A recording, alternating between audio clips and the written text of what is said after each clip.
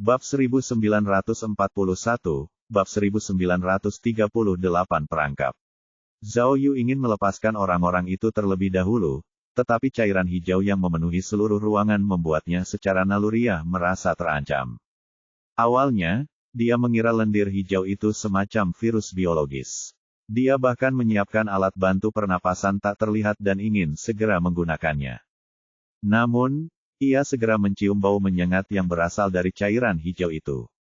Bau ini mengingatkannya pada kebakaran di peternakan sapi di Gaolanqi. Secara naluriah ia merasa bahwa cairan lengket itu mungkin merupakan sejenis bahan bakar kimia. Pada saat yang sama, meskipun detektor tak kasat matanya tidak mendeteksi bahaya apapun seperti bahan peledak, detektor tersebut menunjukkan adanya ponsel berdaya tinggi di suatu tempat di ruangan itu, yang terhubung ke perangkat elektronik tak dikenal. Tidak bagus. Zhao Yu teringat heksagram kun gandanya dan langsung punya firasat buruk. Mungkinkah musuh sedang mencoba menggunakan ponselnya untuk menerangi tempat itu? Jika tempat ini terbakar, astaga, Zhao Yu tidak punya waktu untuk berpikir, tetapi segera menggunakan alat pengacau sinyal. Setelah sinyalnya diblokir, setidaknya bisa dipastikan bahwa orang yang mengendalikan ponsel dari jarak jauh tidak bisa menggunakannya untuk membuat masalah besar.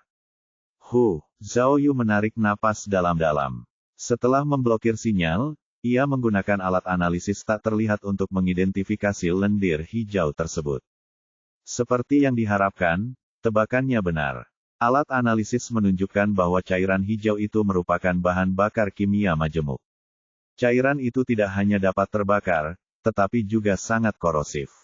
Melihat ruang 11, ruangan itu dipenuhi dengan segala macam perangkat elektronik dan komputer berteknologi tinggi. Di mana tempat ini? Mengapa musuh memilih tempat ini? Dan orang-orang yang diikat itu, siapa mereka? Memikirkan orang-orang yang diikat ini, Zhao Yu tiba-tiba teringat sesuatu yang penting. Jika tempat ini terbakar, bukankah orang-orang ini akan terbakar sampai mati? Mungkinkah tujuan si pembunuh adalah membunuh orang-orang ini? Siapakah orang-orang ini? Memikirkan hal ini, Zhao Yu segera berlari menghampiri orang-orang yang diikat itu. Karena mata mereka ditutup dan mulut mereka dilakban, ia hanya bisa melihat mereka berkerumun dan gemetar, seolah-olah mereka ketakutan setengah mati. Zhao Yu tidak banyak berpikir, tapi langsung bergegas maju dan melepas penutup mata seorang wanita Asia. Begitu dia menyentuh wanita itu, dia berteriak seolah-olah tersengat listrik. Teriakannya langsung membuat yang lain panik. Jangan bergerak, jangan bergerak. Zhao Yu segera mencoba menenangkannya, sambil melepas penutup mata wanita itu. Wanita itu ternyata berusia 50-an atau 60-an. Dia menatap Zhao Yu dengan ngeri dan menggelengkan kepalanya, yang berarti, tolong jangan bunuh aku. Untuk mendapatkan informasi lebih lanjut, Zhao Yu hanya bisa mengulurkan tangan untuk merobek lakban di mulutnya. Namun, lakban itu terlilit sangat erat, jadi dia tidak bisa merobeknya dalam waktu singkat. Maka, ia mulai membuka ikatan tali itu lagi, hanya untuk mendapati orang-orang ini semua terikat erat dengan tali nilon. Talinya macam-macam, dan bahkan tidak ada gespernya. Tanpa pisau, akan butuh waktu lama untuk melepaskannya. Pada saat kritis ini, detektor kehidupan di otak Zhao Yu tiba-tiba bereaksi. Di koridor luar, ada sinyal kehidupan yang datang dari seseorang yang sedang terburu-buru. Seseorang akhirnya datang. Reaksi pertama Zhao Yu adalah segera menemui pria itu dan meminta bantuannya. Namun, ketika Zhao Yu bangun, ia mendapati sinyal kehidupan itu agak aneh. Ia melihat orang itu tiba-tiba berhenti ketika ia berlari ke pintu. Sepertinya ia sedang mengintip ke dalam diam-diam. Mustahil. Zhao Yu menyadari bahwa orang ini mungkin bukan orang baik, jadi ia segera mengeluarkan pistolnya dan bergegas menuju pintu.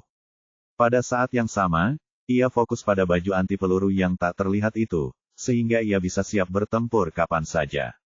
Akhirnya, sesuatu yang mengejutkan Zhao Yu terjadi. Dengan suara keras dari luar pintu, sebuah korek api dengan api yang menyala dilemparkan dari luar. Persetan. Zhao Yu begitu cemas sehingga ia tidak memikirkan apapun. Ia melompat ke udara hampir secara naluriah dan menangkap korek api itu.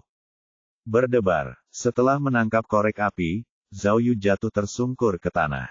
Karena ia telah menangkap korek api dengan kedua tangannya, pistol itu sudah terlepas dari tangannya. Oh. Merasakan panas di telapak tangannya, Zhao Yu segera meniup korek api untuk mematikannya. Ah! Petik 2. Pada saat yang sama, terdengar suara aneh dari luar pintu. Jelas sekali orang yang mencoba menyalakan api terkejut karena korek apinya terbakar. Zhao Yu akhirnya mengerti bahwa pria di luar pintu adalah musuh. Semua yang ada di sini adalah jebakan jahat yang mereka rancang. Setelah memancingnya ke sini, mereka akan langsung menggunakan sinyal kendali jarak jauh untuk membakar dan membakar tempat ini sampai mati. Membakar orang-orang berjas putih itu sampai mati. Kalau Zhao Yu juga dibakar sampai mati, itu akan lebih baik lagi. Kalau Zhao Yu tidak mati, mereka bisa menjebaknya. Namun, karena sinyalnya telah diblokir oleh Zhao Yu, mereka tidak punya pilihan selain mengirim seseorang untuk menyalakan api. Oleh karena itu, orang di luar pintu itu sangat penting. Selama mereka bisa menangkapnya, mereka mungkin bisa menemukan keberadaan Dinglan. Lalu, Zhao Yu segera bangkit dari tanah dan bergegas keluar pintu. Namun, musuh di luar pintu tidak pergi sama sekali. Selama api belum menyala, misinya belum dianggap selesai. Akibatnya, mereka berdua bertabrakan. Musuh di depan mereka tidak tinggi dan mengenakan seragam satpam. Namun, ia mengenakan topeng putih. Ah! Ketika mereka bertemu, mereka berdua terkejut. Musuh langsung mengangkat kakinya dan menendang Zhao Yu. Zhao Yu tak bisa dianggap remeh. Sambil menghindar, ia menerkam dan memeluk pria itu. Lalu, mereka berdua berpelukan erat dan berputar beberapa kali. Akhirnya, mereka mendarat di dinding di seberang koridor. Zhao Yu jago bertarung jarak dekat, jadi dia membenturkan kepalanya ke dinding, mencoba menggunakan kepalanya yang keras untuk menghantam hidung lawannya. Namun, musuh tidak lemah. Ia melihat niat Zhao Yu, mengulurkan tangan kirinya, dan mendorong dagu Zhao Yu agar kepala Zhao Yu tidak jatuh. Kemudian, pria itu berbalik dan menyikut lengan kiri Zhao Yu. Zhao Yu merasa lengan kirinya mati rasa dan kehilangan seluruh kekuatannya. Setelah musuh dengan cepat melepaskan diri, dia segera bergerak ke belakang Zhao Yu dan mencekik leher Zhao Yu dengan satu tangan, lalu mencekik tangan kanan Zhao Yu dengan tangan lainnya. Ah! Zhao Yu merasakan sakit, dan korek api di tangannya dengan mudah direbut oleh pihak lain. Gerakan pria itu tajam dan cepat. Hanya dengan menutupi wajahnya saja, Zhao Yu sudah berada dalam posisi yang kurang menguntungkan. Kemudian, pria itu menendang lutut bagian dalam Zhao Yu. Zhao Yu memutar tubuhnya kesakitan, tetapi pria itu mengangkat kaki kanannya dan menendang perut Zhao Yu. Zhao Yu langsung jatuh ke kamar 11. Pada saat yang sama, dia menyalakan korek api dengan satu tangan, mengarahkannya ke kamar 11, dan berpura-pura melemparkannya. Tepat saat Zhao Yu masih melayang di udara, sebuah peluru kejut listrik menyambar pergelangan tangan kanannya, lalu meledak dan mengenai lengan kiri musuh. Tebasan, arus listrik dengan cepat menyebar dari tubuh orang tersebut, dan dengan suara berderak, orang tersebut tersengat listrik hingga jatuh ke tanah. Namun, yang menakutkan adalah, sebelum tersengat listrik, pria itu sudah membuang korek apinya. Zhao Yu hanya bisa menyaksikan korek api itu terbang melewati matanya dan masuk ke ruangan yang penuh dengan benda-benda yang terbakar. Bab 1942, Bab 1939 Langkah Jahat. Ruangan itu dipenuhi cairan hijau yang sangat mudah terbakar. Begitu terkena api, cairan itu langsung berubah menjadi lautan api. Peralatan di ruangan itu bukanlah hal terpenting. Yang terpenting adalah ada 8 orang yang masih hidup. Namun, karena inersia, Zhao Yu sudah terlanjur jatuh. Ia hanya bisa menyaksikan pemantik itu terbang sekitar 1 meter di depan wajahnya, dan tak ada cara untuk menghentikannya. Berdebar, saat Zhao Yu terbang lebih dulu, ia mendarat beberapa milidetik sebelum pemantik itu. Ia jatuh ke tanah dengan bunyi gedebuk. Namun, Zhao Yu tidak peduli lagi. Setelah mendarat, dia segera menoleh dan meniup korek api yang lebih jauh. Jika seseorang melihat adegan ini, mereka pasti akan menganggapnya sangat konyol. Terutama musuh yang terkena peluru taser. Saat peluru mengenai lengannya, pelurunya agak meleset. Oleh karena itu, musuh tidak pingsan di tempat, tetapi hanya kehilangan kemampuan bergerak untuk sementara waktu. Punggungnya bersandar ke dinding, dan dia kebetulan melihat segalanya. Dari sudut pandangnya, pada jarak sejauh itu, akan menjadi mimpi yang sia-sia bagi Zhao Yu untuk memadamkan pemantik api dengan kekuatannya sendiri. Namun, sesuatu yang mengejutkan terjadi. Zhao Yu mengembuskan asap putih yang besar dan kuat, yang kemudian masuk ke dalam korek api. Bada, korek api jatuh ke cairan hijau itu, tetapi apinya telah padam oleh asap putih. Ah! Petik 2. Musuh tercengang. Berbagai kemungkinan berkelebat di benaknya, tetapi ia tak mampu menjelaskan kemampuan magis Zhao Yu. Wus, wus. Melihat tidak ada api di ruangan itu, Zhao Yu terengah-engah dan bermandikan keringat dingin. Hampir saja. Untungnya, dia cukup cerdik tadi dan menggunakan alat pemadam api tak terlihat, yang sudah lama tidak dia gunakan.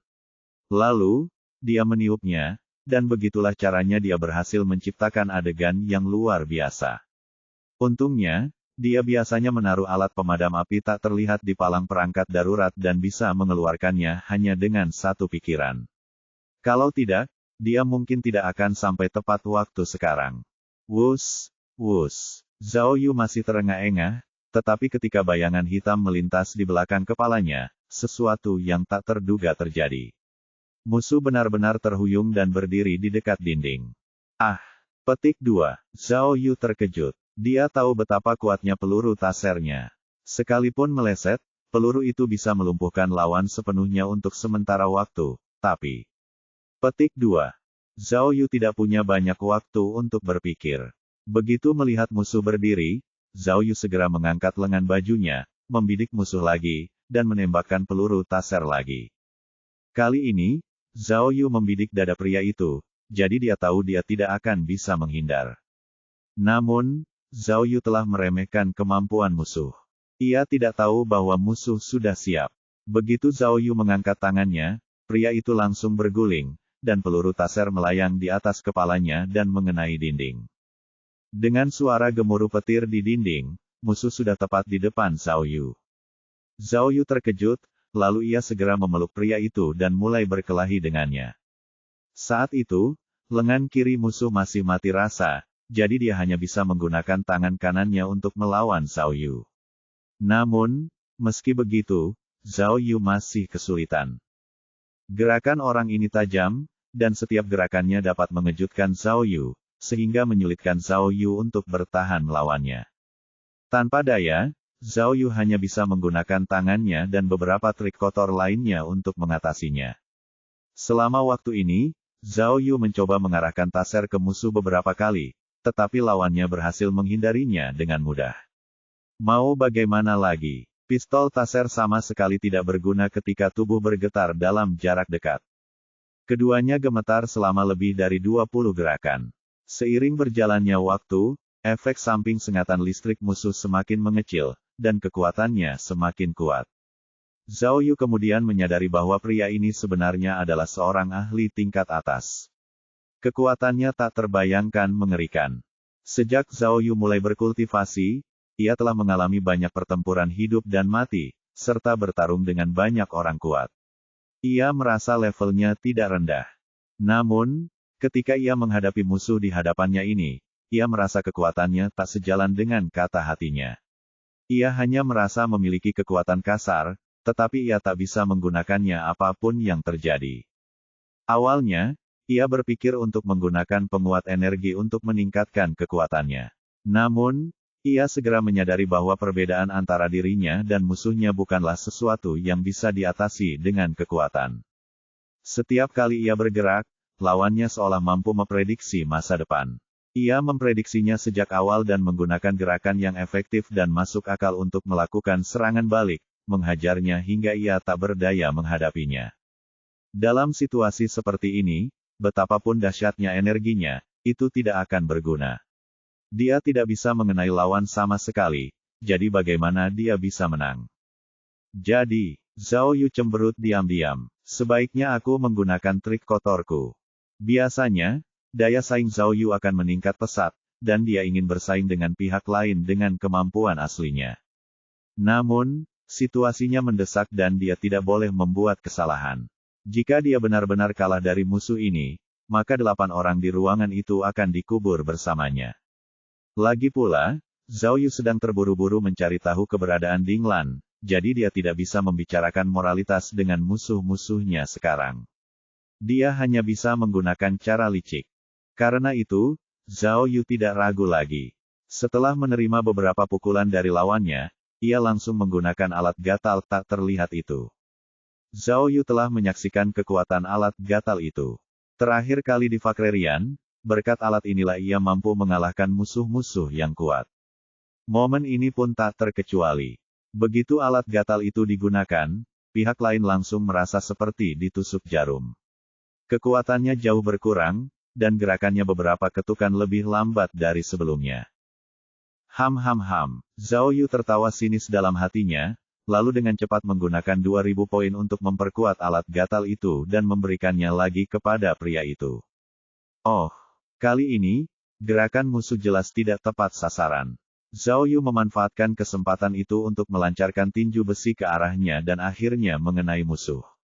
Persetan dengan nenekmu. Zhao Yu melihat bahwa dia telah menang, jadi dia menamparnya dengan keras.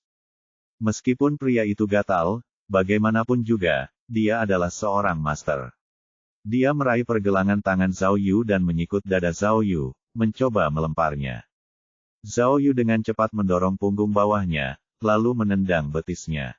Pukulan dan tendangan Zhao Yu sangat dahsyat, dan dalam beberapa tendangan, pria itu lebih pendek dari sebelumnya, sehingga dia tidak bisa lagi menjatuhkan Zhao Yu. Zhao Yu memanfaatkan kesempatan itu untuk mencekik leher musuh dengan tangan kirinya, dan untuk pertama kalinya, ia mendapat keuntungan. Setelah pria itu dicekik oleh Zhao Yu, dia mengeluarkan suara teredam dan mundur, lalu membentur dinding dengan Zhao Yu. Namun, Zhao Yu sudah memutuskan untuk tidak melepaskan kesempatan itu. Maka, ia segera mencari penambah energi dalam pikirannya. Ia ingin mengandalkan kekuatannya yang dahsyat untuk menaklukkan musuh sepenuhnya. Namun, bagaimanapun juga, musuh adalah tuannya. Dia tahu bahwa dia tidak bisa membiarkan lehernya dipegang oleh musuh terlalu lama, jadi dia melakukan tindakan yang tidak biasa. Dia mengangkat 2 jari di tinjunya dan memukul lengan kanan bagian dalam Zhao Yu dengan keras. Karena ada titik akupuntur di bagian dalam lengan kanannya, begitu ia dipukul, otot-otot di seluruh lengannya akan mati rasa. Lalu, ia hanya perlu mengangkatnya lagi, dan Zhao Yu akan jatuh. Itu adalah langkah yang sangat langka, dan Zhao Yu tidak mungkin bisa menghindarinya. Namun, musuh begitu teralihkan oleh alat yang gatal itu sehingga ia melupakan hal terpenting. Di bawah lengan kanan Zhao Yu, ada taser. Taser melepaskan 3 tembakan berturut-turut, dan masih ada 1 peluru di dalamnya. Pada saat itu, tinju musuh mendarat di pistol taser. Pistol taser hancur berkeping-keping, dan peluru taser langsung meledak di tubuh Zhao Yu. Dengan serangkaian suara berderak, mereka berdua diselimuti kilatan petir. Bab 1943, Bab 1940 Pakar Top. Setelah kilat menyambar, Zhao Yu dan musuh jatuh ke tanah pada saat yang bersamaan. Untungnya, sengatan listrik terjadi di koridor. Kalau tidak, arus listrik pasti akan menyulut bahan bakar di ruangan itu. Oh, Zhao Yu mencengkeram lengannya dan mengerang kesakitan. Meskipun ia memiliki penangkal petir tak terlihat dan terhindar dari sengatan listrik, hantaman musuh di lengan kanannya tidaklah ringan. Saat itu, Zhao Yu hanya bisa merasakan seluruh lengan kanannya mati rasa. Ia kehilangan semua rasa di lengan kanannya dan tidak bisa mengendalikannya. Namun, untungnya sengatan listrik itu juga membuatnya jatuh. Kalau tidak, akan sangat merepotkan. Zhao Yu sedang memegangi lengannya dan menggertakkan gigi ketika tiba-tiba ia melihat musuh yang berdesakan dengannya. Salah satu sudut topeng di wajah musuh telah terlepas, memperlihatkan sebagian dagunya. Persetan, meskipun dia hanya bisa melihat sebagian dagu pria itu, Zhao Yu mengumpat dengan muram. Ternyata, ketika bertarung dengan orang ini, Zhao Yu sudah curiga bahwa guru besar ini adalah orang yang sama yang dikenalnya. Meskipun gerakan pria itu unik, Zhao Yu tetap merasakan deja vu. Tapi sekarang, ketika Zhao Yu melihat dagu pria itu, dia tidak ragu lagi. Dia sudah tahu siapa pria itu, tapi dia tidak menyangka kalau guru besar itu benar-benar sedang menggodanya. Lalu, Zhao Yu tidak ragu lagi. Dia segera mengulurkan tangan dan melepas topeng pria itu. Orang ini berwajah orang timur dan tampak berusia 40-an. Wajahnya tirus, dan dia sama sekali tidak terlihat seperti seorang guru. Persetan, sialan, Zhao Yu mengumpat lagi. Tiba-tiba ia merasa tak percaya, dan ia tak mengerti kenapa harus dia. Ternyata Master Top ini tak lain adalah agen khusus Korea, Qian Qian, Li Bencheng, yang pernah ikut serta dalam salon detektif bersamanya di Pulau Miracle. Dulu, Zhao Yu sering memanggilnya Li yang sudah jadi, tetapi setelah melihat kekuatan mengerikan orang ini, dia tidak berani lagi memanggilnya dengan julukan itu. Ia tidak pernah menyangka bahwa orang yang menyerangnya dan mencoba melakukan pembakaran dan pembunuhan itu sebenarnya adalah dirinya. Apa? Apa yang sedang terjadi? Apakah tindakan Li Bencheng mewakili organisasi di belakangnya? Atau, apakah dia sudah berpindah pihak dan berpihak pada musuh? Miao Kun selalu memuji pria ini dan menganggapnya sebagai rekan yang dapat dipercaya, tetapi sekarang tampaknya dia salah. Jika dia dibakar sekarang, apakah hidupnya akan? Tepat ketika Zhao Yu sedang memikirkan hal ini, hal luar biasa lainnya terjadi. Tanpa diduga, Li Bencheng, yang awalnya koma, tiba-tiba membuka matanya. Oh. Zhao Yu terkejut, dan dengan cepat mengulurkan satu tangannya untuk mencengkeram kerah pria itu, mencoba menahannya. Namun, Li Bencheng memutar bahunya dan mendorong dengan tangan kanannya, dengan mudah mendorong lengan Zhao Yu menjauh. Persetan, Zhao Yu melolong dan segera menyerbu ke depan untuk bertarung dengannya untuk ketiga kalinya. Saat itu, Li Bencheng tersengat listrik 2 kali, dan efek alat gatal itu belum hilang, sehingga reaksi tubuhnya jelas sangat terpengaruh. Meskipun Zhao Yu hanya menggunakan satu lengan, ia tetap memiliki inisiatif penuh. Setelah beberapa gerakan, Li Bencheng hanya bisa bertahan dan tidak punya kekuatan untuk melawan. Namun, seekor unta yang kelaparan masih lebih besar daripada seekor kuda. Li Bencheng tidak hanya menerima pukulan itu secara pasif, tetapi ia juga dengan cerdik memblokir bagian vitalnya sendiri. Bahkan jika Zhao Yu mengerahkan seluruh kemampuannya, ia tidak dapat sepenuhnya mengendalikan Li Bencheng dalam waktu singkat. Sebaliknya, seiring berjalannya waktu, Li Bencheng perlahan-lahan memulihkan kekuatannya dan akhirnya menemukan celah, mendorong Zhao Yu menjauh. Wah, mata Zhao Yu merah karena pertarungan itu, dan dia langsung melancarkan tendangan tornado petir, tepat ke wajah Li Bencheng. Tendangan tornado petir adalah keterampilan yang diajarkan Miao Ying kepadanya. Zhao Yu telah melampaui gurunya dan telah mencobanya berkali-kali. Begitu mengenai lawan, itu pasti akan membuat mereka kehilangan kemampuan bertarung. Namun, Li Bencheng adalah pakar di antara para pakar. Ketika Zhao Yu mundur, dia sudah melihat rute Zhao Yu. Oleh karena itu, ketika kaki Zhao Yu melayang ke atas, dia langsung menendang ke bawah dengan cepat dan keras, mengenai kaki Zhao Yu yang sedang melompat. Serangan itu cepat, dahsyat, dan akurat. Zhao Yu sama sekali tidak bisa mengelak. Ia tiba-tiba kehilangan fokus, terhuyung di udara, dan jatuh tersungkur ke tanah. Ledakan. Kali ini, Zhao Yu jatuh cukup keras. Tiba-tiba ia merasa langit berputar, dan bumi berputar. Setelah Li Bencheng melihat ini, dia tidak mengatakan apa-apa, tetapi dengan cepat melewati Zhao Yu dan bergegas ke kamar 11 lagi. Sepertinya dia belum menyerah. Dia pasti pergi ke kamar untuk mencari korek api dan ingin melanjutkan menyalakan api. Bagaimana mungkin Zhao Yu membiarkan dia melakukan apa yang diinginkannya? Dia langsung terbang dan memeluk paha Li Bencheng. Namun, Li Bencheng sudah siap menghadapi ini.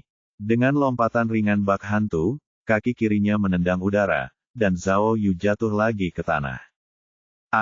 Petik 2. Kali ini, Zhao Yu benar-benar cemas. Ia begitu marah hingga melolong dan ingin menerkamnya lagi. Namun, saat itu, Li Bencheng sudah bergegas ke pintu kamar 11 dan hendak masuk, tetapi sudah terlambat.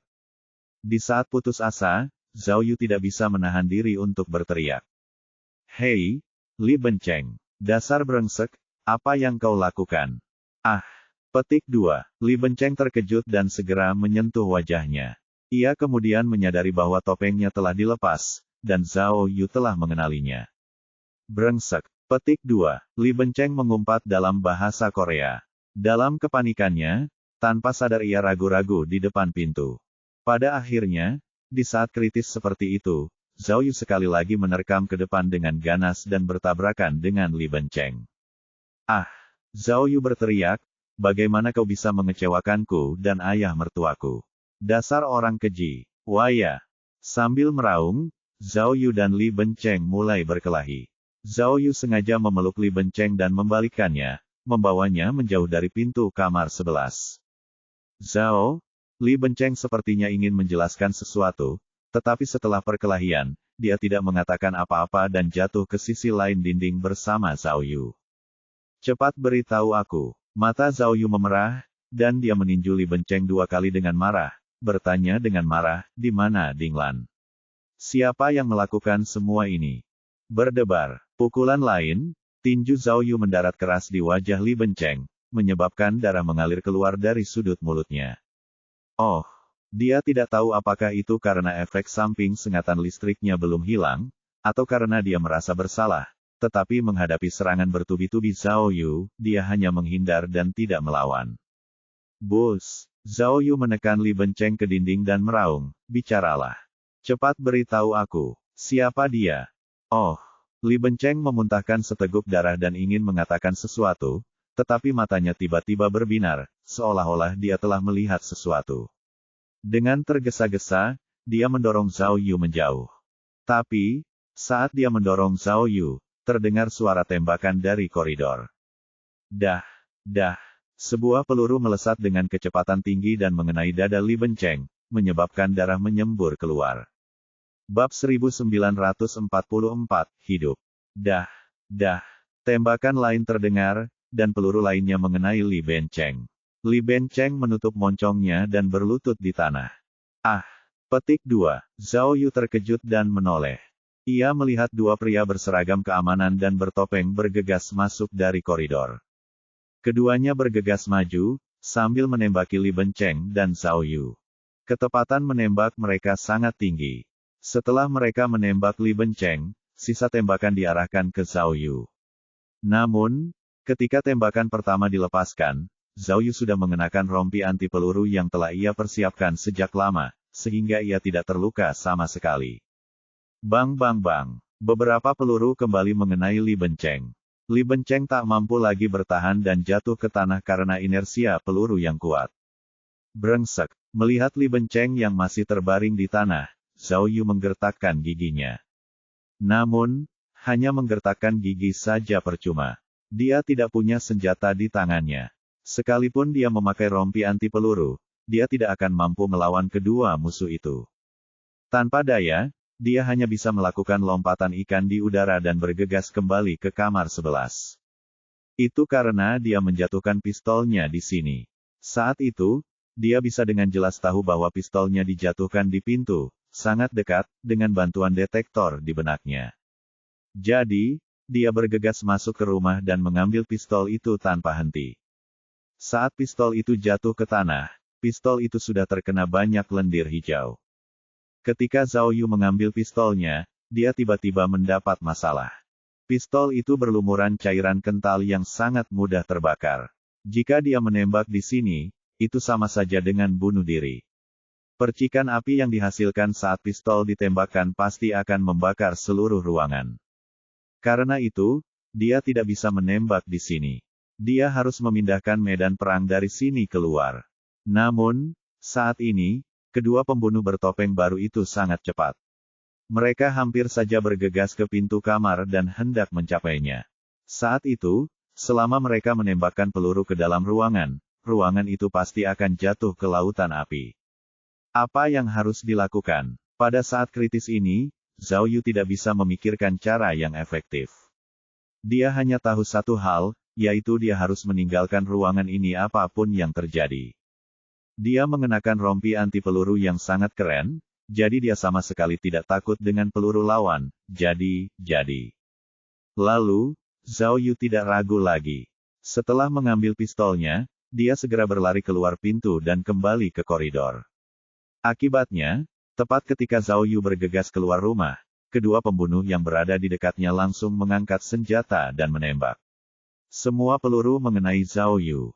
Begitu dia tertembak, Zhao Yu akhirnya punya ide. Dia berpikir, kenapa aku tidak mengejutkannya saja. Jadi, dia segera berbaring di tanah, berpura-pura bahwa dia telah ditembak dan mati. Benar saja, ketika mereka berdua melihat Zhao Yu jatuh ke tanah, mereka akhirnya menghela napas lega dan berhenti menembak. Karena Zhao Yu telah menarik peluru mereka, tembakan tadi tidak mengenai benda-benda yang mudah terbakar di dalam rumah, juga tidak membakar rumah itu. Pada saat ini, Zhao Yu mendengar kedua pembunuh itu berjalan cepat ke arahnya, sambil berbicara dalam bahasa Inggris. Itu sebenarnya bahasa Inggris.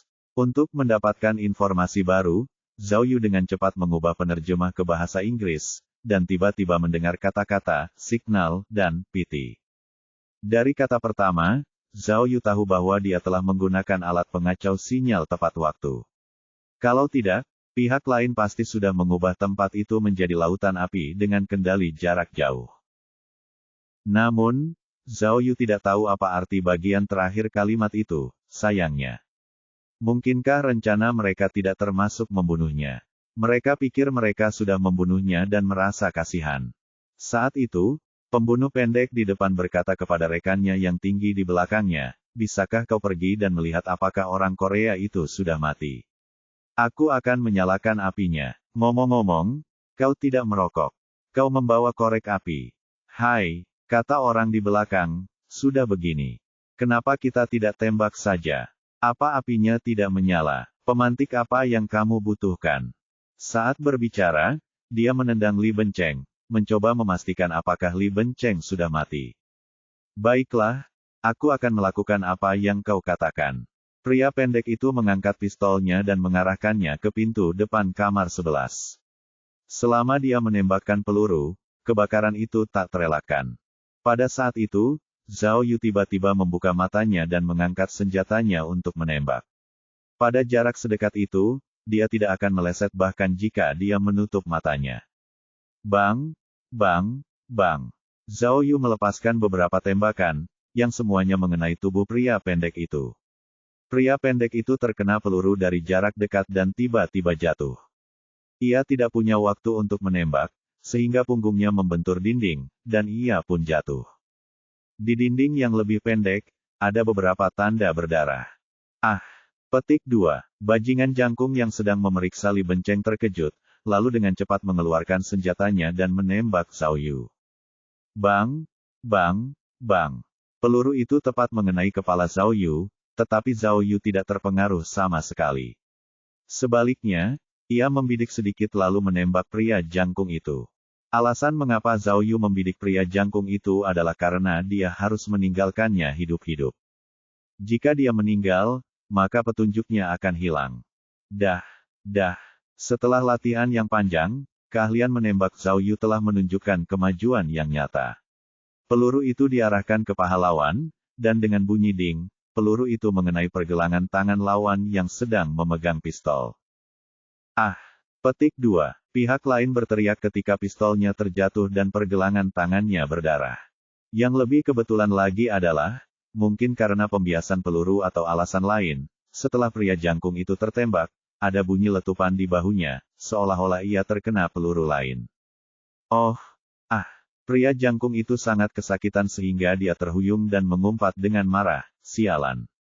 Lalu, dia cepat-cepat berbalik dan berguling ke sisi lain koridor, keluar dari jangkauan tembak Zhao Yu. Brengsek, Zhao Yu tidak ingin membunuhnya, tapi dia tidak akan membiarkannya melarikan diri. Oleh karena itu, dia segera melompat dari tanah dan bergegas menuju penjahat jangkung itu. Kotoran anjing, kotoran anjing, kotoran anjing. Pria jangkung itu memegang bahunya dan lari panik. Melihat Zhao Yu mengejarnya, ia terus mengumpat. Awalnya, Zhao Yu hanya perlu berbelok untuk mengejar lawannya, tetapi sebuah situasi tiba-tiba terlintas di benaknya, memaksanya untuk berhenti. Ternyata alat pengacau sinyal Zhao Yu menyebar keluar dengan pusatnya. Jika dia berlari beberapa meter ke depan, ponsel berdaya tinggi di kamar 11 pasti sudah berada di luar jangkauan alat pengacau sinyal itu. Zhao Yu tidak yakin berapa banyak orang di sana. Dia khawatir setelah sinyal pulih, pihak lain akan menggunakan sinyal telepon lagi untuk membakar seluruh ruangan. Oleh karena itu, dia tidak bisa mengambil risiko ini. Namun, jika musuh tidak dapat mengejar, maka petunjuknya akan terputus, yang berarti semua usahanya akan sia-sia. Apa yang harus dilakukan? Sebenarnya, masalah ini bukan masalah besar bagi Zhao Yu, karena Zhao Yu tidak kekurangan uang sekarang. Dia punya banyak poin di sistemnya. Oleh karena itu, Zhao Yu segera menggunakan 2000 poin untuk memperluas jangkauan pengacau sinyal. Setelah memperluas jangkauannya, dia segera bergegas keluar dari sudut, mengangkat pistolnya, dan membidik penjahat jangkung yang sedang melarikan diri. Zhao Yu tidak menggunakan alat peraga apapun, tetapi hanya memotret dengan santai. Akhirnya, keberuntungan kembali berpihak padanya. Ia mendengar suara, "Ayo," dan penjahat jangkung itu jatuh ke tanah. Bab 1945, lokasi berikutnya. 20 menit kemudian, Sheriff Li Zhenzu masuk ke lantai 25 gedung teknologi bersatu melalui pintu bersandi ekstra tebal. Saat itu, selain sejumlah besar petugas polisi, ada juga banyak petugas penyelamat, staf medis, dan petugas pemadam kebakaran di koridor. Semua orang sibuk dengan pekerjaan masing-masing. Kepala suku, di sini. Pada saat ini, seorang petugas polisi yang bertugas menyambutnya memberi hormat kepada Li Zhenzu, dan kemudian menuntunnya ke arah kamar 11. Ketika tiba di pintu kamar 11, ia terkejut melihat dua mayat tergeletak di tanah. Mayat-mayat itu ditutupi kain putih, dan Zhao Yu, yang tampak sedih, duduk di samping salah satu mayat. Setelah melihat Li Zhenzu, Zhao Yu hanya meliriknya tanpa berkata sepatah kata pun. Li Zhenzu tidak terburu-buru untuk menanyai Zhao Yu, tetapi mengangkat kain putih untuk memeriksa mayatnya. Mayat ini milik Li Bencheng. Karena telah ditembak beberapa kali, ia telah lama berhenti bernapas dan berubah menjadi mayat. Li Zhenzu mengamatinya sejenak, lalu menutupinya lagi dengan kain putih. Lalu, ia tetap tidak berkata apa-apa, tetapi diam-diam berbalik dan meninggalkan tempat itu, berjalan menuju sisi lain koridor. Dia berjalan ke suatu tempat di mana tidak ada seorang pun di sekitar sebelum dia mengeluarkan teleponnya dan melakukan panggilan. "Halo." Setelah panggilan tersambung, ia berkata di telepon, telah dipastikan bahwa Li Bencheng telah meninggal. Situasi telah memanas. Beritahu Departemen Intelijen Nasional, segera aktifkan rencana merah. Setelah pihak lain menjawab, Li Zhenzu menggertakkan giginya dan berkata di telepon, "Kalian bicara dengan Departemen Administrasi sekarang. Karena detektif Tiongkok itu menolak bekerja sama, saya sarankan kita menerapkan kontrol ketat padanya dan membatasi semua tindakannya. Kalau perlu, aku akan mengajukan permohonan untuk memulangkannya ke negaranya. Kita tidak bisa bekerja dengan orang seperti dia yang tidak mau mendengarkan perintah. Kalau terus begini, dia akan menghancurkan kita." Saat ini, orang di telepon tampaknya telah mengajukan keberatan, tetapi Li Zhenzu dengan marah meraung. "Kalau aku suruh laporkan ini, laporkan saja. Ini perintahku. Aku sendiri yang akan menanggung akibatnya. Pergi." Lalu, tanpa menunggu jawaban dari pihak lain, dia langsung menutup teleponnya. Saat ini, Li Zhenzu tak mampu lagi menahan emosinya. Ia bersandar lemah di dinding, air mata mengalir deras dari matanya. "Senpai, senpai," dia bersandar ke dinding dengan sedih dan bergumam sambil gemetar. Kenapa dia tidak mau mengatakan sepatah kata pun padaku? Kenapa, kamu selalu keras kepala? Mengapa? Pada saat yang sama, pikiran Zhao Yu kosong. 20 menit yang lalu, dia menghabiskan banyak poin untuk memperkuat alat pengacau sinyal dan menembak penjahat jangkung itu di paha, membuatnya mustahil untuk melarikan diri. Namun, ketika ia berhasil menyusul penjahat lumpuh itu dan tiba di hadapannya, ia menyadari bahwa wajah penjahat itu telah membiru dan rusak. Ia sebenarnya telah bunuh diri dengan meminum racun. Dari ekspresi wajah korban yang mengerikan, sepertinya itu adalah sianida yang sangat beracun. Setelah pelaku menyadari bahwa ia tidak punya harapan untuk melarikan diri, ia menggigit kapsul berisi sianida dan bunuh diri. Dari sudut pandang ini, orang ini seharusnya adalah agen khusus yang profesional, bukan prajurit sembarangan. Brengsek, depresi Zhao Yu bisa dibayangkan. Kematian pria itu berarti petunjuknya hilang. Dia tidak hanya akan gagal menemukan keberadaan Ding Lan, tetapi dia juga bisa membuat marah musuh yang tak dikenal dan membahayakan Ding Lan. Oleh karena itu, dia dengan hati-hati menggeledah tubuh penjahat jangkung itu tetapi tidak menemukan sesuatu yang berharga. Satu-satunya hal yang mengejutkannya adalah ketika dia melepas topeng pria itu, dia mendapati bahwa pria itu adalah pria kulit putih. Pantas saja mereka bisa berbahasa Inggris. Dia orang asing. Sepertinya musuh yang mengincarnya kali ini adalah organisasi dari luar negeri. Mungkinkah itu benar-benar mantan bawahan si Wei yang berada di bawah kendali si Mena? Setelah penjahat jangkung itu bunuh diri, Zhao Yu tidak punya pilihan selain kembali ke kamar 11 untuk memeriksa mayat lainnya. Mayat lainnya tampak seperti orang Asia, tetapi mustahil untuk mengetahui dari negara mana dia berasal hanya dari penampilannya. Dia menemukan walkie-talkie di tubuh pria itu, tetapi Zhao Yu tahu bahwa dia tidak akan bisa menemukan petunjuk berguna dengan walkie-talkie kuno yang begitu sederhana. Pada akhirnya, Zhao Yu hanya punya secercah harapan tersisa, yaitu mencari mayat Li Bencheng. Yang mengejutkannya, ketika sedang mengamati tubuh Li Bencheng, Zhao Yu tiba-tiba menemukan sesuatu yang tidak biasa. Tangan kanan Li Bencheng berada di salah satu saku bajunya, seolah-olah sedang mencoba mengambil sesuatu. Zhao Yu segera menarik tangan kanannya dan membuka paksa jari-jarinya. Akhirnya, sebuah mini USB flash drive yang kecil dan indah muncul di telapak tangan Li Bencheng. USB ini persis sama dengan yang diberikan Amerolaya kepadanya. Jelas sekali ini juga hadiah dari musuh misterius itu. Alasan mengapa USB ini muncul di tangan Li Bencheng. Zhao Yu menduga bahwa rencana musuh kemungkinan besar seperti ini. Li Bencheng pasti sudah menerima perintah. Begitu kamar 11 terbakar, dia akan bersembunyi di luar kamar 11, menunggu kesempatan untuk menyerang. Jika Zhao Yu dibakar sampai mati, maka semuanya akan berakhir. Namun, jika Zhao Yu tidak terbakar sampai mati, maka Li Bencheng akan mengambil tindakan dan memberinya USB drive, yang akan memberinya petunjuk untuk langkah selanjutnya. Mungkin, Li Bencheng tahu bahwa dia tidak akan bisa hidup, jadi dia memasukkan tangannya ke saku dalam dan meraih flash drive USB, ingin segera memberikannya kepadanya. Sayang sekali, sebelum dia bisa mengeluarkannya. Saat itu, Zhao Yu menatap USB drive itu. Tidak diragukan lagi, USB drive ini sangat penting. Lalu, tanpa ragu-ragu, Zhao Yu memasukkan USB drive ke ponsel cadangannya. Pada akhirnya, seperti sebelumnya, sebuah video muncul di layar ponsel. Video itu gelap gulita seperti sebelumnya. Namun, setelah diputar, suara mekanis yang familiar terdengar. Hahaha, detektif hebat itu memang mengesankan. Dia masih hidup. Bagaimana kabarmu? Apakah kamu seksi? Petik 2. Namun, terlepas dari panas atau tidaknya cuaca, kamu harus bergegas, karena aku tidak bisa menahan hobiku lagi. Jika kamu tidak bisa melakukan apa yang aku minta, maka aku mungkin tidak akan bisa menahan diri dan memotong kaki kecil adikmu yang cantik itu. Katamu itu kaki kirimu, atau kaki kanan. Kerak, kerak, mendengar ancaman jahat ini, Zhao Yu mengepalkan tinjunya erat-erat. Detektif hebat, karena kau sudah melihat video ini, lanjut suara mekanis itu, kalau begitu, kau seharusnya sudah melihat teka-teki yang kutinggalkan untukmu, kan?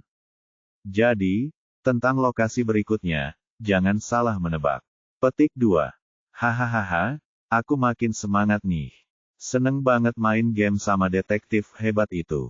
Bagaimana kalau begini? Aku beri kamu waktu 5 jam. Kalau kamu bisa sampai di lokasi yang kuberikan, maka aku akan menjaga kaki kecil adikku yang cantik. Dan permintaanku sama seperti sebelumnya. Kau harus sendirian. Kalau kau membawa polisi Korea atau agen khususmu, itu melanggar aturan. Hahaha, kalau begitu, setuju. Aku tak sabar bertemu denganmu lagi. Bab 1946, Kesamaan. Setelah mematikan video, Zhao Yu telah mendapatkan beberapa pengalaman, jadi dia menghabiskan 6.000 poin lagi dan menggunakan perintah peretas untuk menyimpan video yang merusak dirinya sendiri. Namun, si pembunuh telah meninggalkannya dengan misteri yang membuatnya mengerutkan kening. Ia bingung.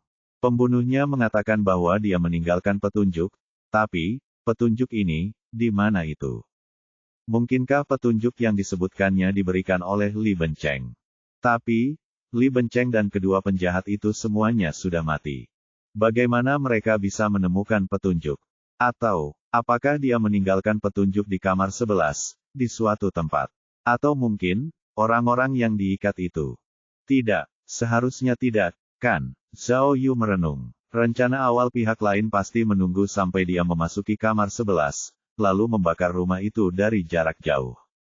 Begitu api mulai menyala, semuanya akan terbakar habis.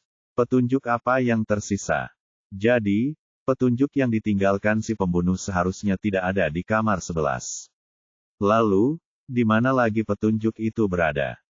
Tunggu. Tiba-tiba, Zhao Yu memikirkan pertanyaan yang paling penting. Mungkinkah petunjuk yang dimaksud si pembunuh bukanlah petunjuk yang jelas, tapi... Petik 2. Lalu, Zhao Yu berdiri di pintu kamar 11 lagi dan melihat berbagai perangkat elektronik di dalamnya. Itu benar, pembunuhnya telah berusaha keras untuk memikatnya ke sini dan memasang jebakan untuk membakar tempat ini. Lalu, benda yang ingin dia bakar itu pasti petunjuk asli yang dia tinggalkan untuknya, kan? Selain berkomplot melawannya, musuh mungkin juga ingin mencapai suatu tujuan. Selama dia tahu tujuan mereka, dia mungkin bisa membuat terobosan besar dalam kasus ini. Tapi, Zhao Yu melihat peralatan aneh di kamar 11, yang belum pernah dilihatnya sebelumnya. Dia tidak punya pilihan selain menggunakan alat analisa tak terlihat untuk mengidentifikasi instrumen besar yang terletak di suatu tempat di ruangan itu. Akhirnya, hasil penilaian menunjukkan bahwa ini adalah alat perakitan pengatur ulang granul. Selain istilah ilmiah profesional, terdapat banyak simbol kimia di bagian belakang manual. Setelah membacanya cukup lama, ia masih tidak tahu untuk apa alat ini. Tapi, masalah ini tidak sulit bagi Zhao Yu, karena Zhao Yu masih memiliki 8 saksi. Jangan lupa, ada 8 orang yang diikat di ruangan ini. 8 orang ini memakai jas putih dan seharusnya menjadi staf di sini. Mereka seharusnya tahu apa yang mereka teliti, kan? Jadi, Zhao Yu melepaskan mereka satu persatu dan membawa mereka keluar dari bahaya.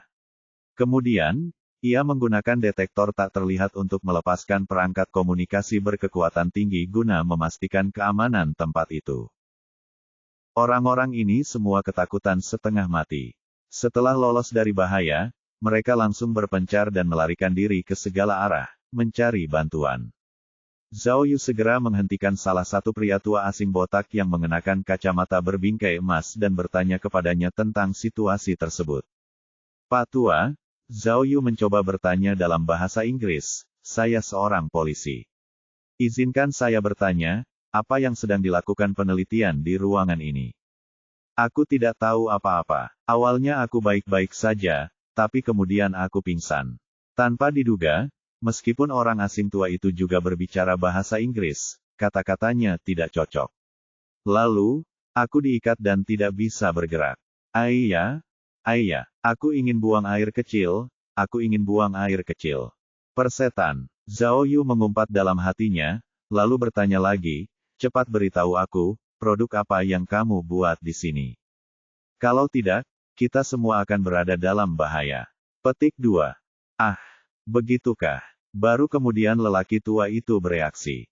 Ia mengangguk panik dan berkata, kami membuat peralatan komunikasi. Saya perancang penguat sinyal. Kami adalah perusahaan komunikasi. Petik 2. Aku ingin buang air kecil. Aku benar-benar ingin buang air kecil. Setelah itu, wanita tua itu tidak dapat menahannya lagi, jadi dia melepaskan diri dari Zhao Yu dan pergi mencari toilet. Tak lama kemudian, dengan bantuan orang-orang yang diselamatkan, petugas keamanan gedung dan beberapa staf lainnya datang ke lokasi kejadian. Setelah melihat mayat-mayat tergeletak di tanah, suasana menjadi semakin kacau. Tanpa daya, Zhao Yu mengeluarkan ponselnya dan menelepon Xiao Hang dan Li Zhenzu. Li Zhenzu, yang menerima panggilan itu, segera bergegas, dan itulah yang terjadi. Ya, semua kamera pengawas telah dimatikan, kata seorang petugas polisi yang bertanggung jawab atas penyelidikan kepada petugas polisi lain dengan suara Zhao Yu. Kami baru saja memeriksa, dan seluruh peralatan pemadam kebakaran telah dihancurkan oleh seseorang. Terlalu berbahaya, kata petugas polisi itu ketakutan. Cairan itu sangat mudah terbakar. Begitu terbakar, apalagi lantai 25, seluruh gedung akan terbakar menjadi bola api besar. Siapa yang tahu berapa banyak orang yang akan mati? Terlalu mengerikan. Kata petugas polisi itu dengan ekspresi serius. Jadi, sifat serangannya lebih serius dari yang kita duga, dan bahkan bisa digolongkan sebagai serangan teroris. Yah, polisi itu menggelengkan kepalanya dengan canggung. Apakah itu serangan teroris atau bukan, bukan hak kita untuk memutuskan. Bukankah pemimpinnya sudah datang ke Departemen Urusan Nasional? Kamu harus melapor padanya. Baik, polisi itu mengangguk. Kami memang belum bisa mengambil keputusan tentang masalah ini, tapi, untuk berjaga-jaga, saya akan menghubungi kepala biro kami dulu. Nanti kalau mereka datang, laporkan. Ya, setelah memberi hormat, polisi itu mengeluarkan ponselnya dan pergi melapor kepada atasannya. Hei, Zhao Yu buru-buru menyapa polisi itu dalam bahasa Korea, lalu menunjuk ke kamar 11 dan bertanya, cepat dan beritahu aku, apa yang ada di sini. Saya baru saja mendengar teroris itu berkata, Zhao Yu menunjuk ke mayat itu lagi, bahwa mereka mengambil sesuatu yang penting dari dalam, yang mungkin terkait dengan serangan teroris berikutnya. Petik 2. Astaga, tidak mungkin. Polisi itu langsung terkecoh. Ia cepat-cepat menyeka keringatnya dan berkata, ini cuma laboratorium perusahaan teknologi. Apa yang mungkin ada hubungannya dengan serangan teroris? Cek. Melihat reaksi petugas polisi, Zhao Yu mengerti bahwa mereka tidak tahu untuk apa kamar 11. Jika itu hanya produk teknologi biasa, mustahil produk itu akan menarik begitu banyak perhatian musuh sehingga mereka tidak akan ragu untuk membakarnya. Zhao Yu berbalik dan mencari Li Zhenzu. Sejauh ini, hanya Li Zhenzu yang tahu apa yang dilakukan perusahaan itu. Melihat waktu yang berlalu, Zhao Yu tak bisa menahan rasa cemasnya. Hei, kata polisi tadi, rekan saya, bisakah Anda memberitahu saya apa yang baru saja terjadi? Baru saja, apa yang sebenarnya terjadi? Zhao Yu. Tepat saat polisi muda itu selesai berbicara, suara Xiao Hang tiba-tiba terdengar dari kejauhan. Ia melihat Xiao Hang bergegas menghampiri dan bertanya kepada Zhao Yu dalam bahasa Mandarin, kamu baik-baik saja? Zhao Yu segera berdiri dan melambaikan tangannya, sambil berkata, tidak apa-apa, tidak apa-apa. Mari kita mulai dulu. Bagaimana penyelidikan atas hal yang saya minta Anda lakukan? Tidak mungkin. Akhirnya, petugas polisi di sebelahnya tercengang. Ia menatap Zhao Yu dengan tak percaya dan bertanya, kau orang Cina. Zhao Yu, kata Xiao Hang sambil bergegas menghampiri Zhao Yu. Ia mengeluarkan ponselnya dan memberitahu Zhao Yu, saya baru saja menerima data dari Inggris bahwa urutan DNA mayat perempuan tanpa kepala itu 99,9% mirip dengan Ximena. Bab 1947, Haku. Kemiripannya, 99,9%. Zhao Yu sedikit bingung. Ia menarik Xiao Hang ke samping dan bertanya, apa maksudmu?